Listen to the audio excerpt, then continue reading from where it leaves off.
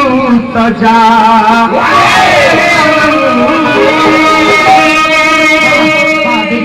कि देख जिंदगी भर खातिर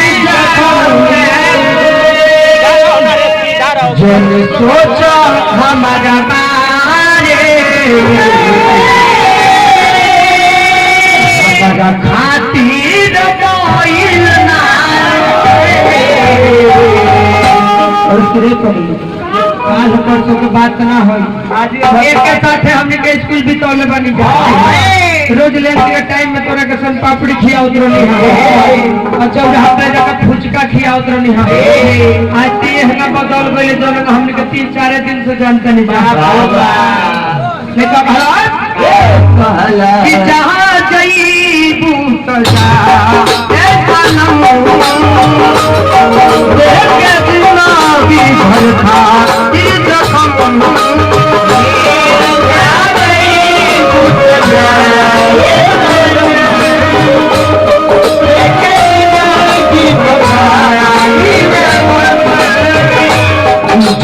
सोचा हमारा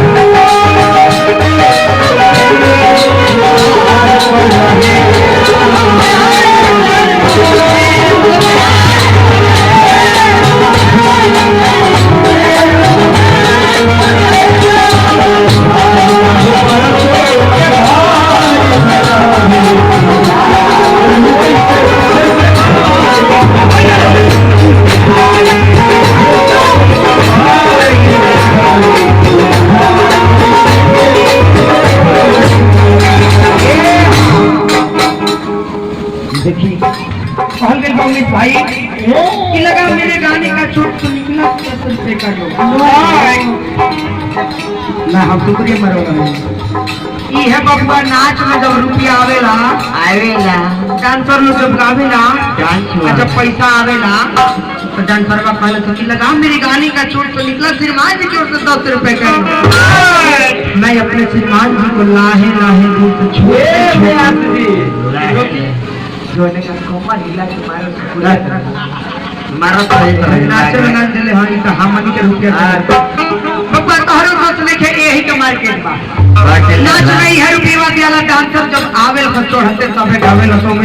उमेश भाई भाई देखले बारे तो सुन ले बन जग में बैठल एकदम खराब पहले का डांसर हमनी के गावला से सर्दी भइल बा भाई के दुकान चलावला से सर्दी भइल बा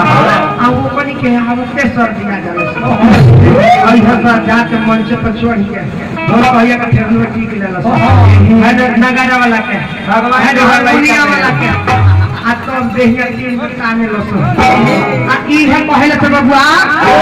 किचन शुक्रगुजार ने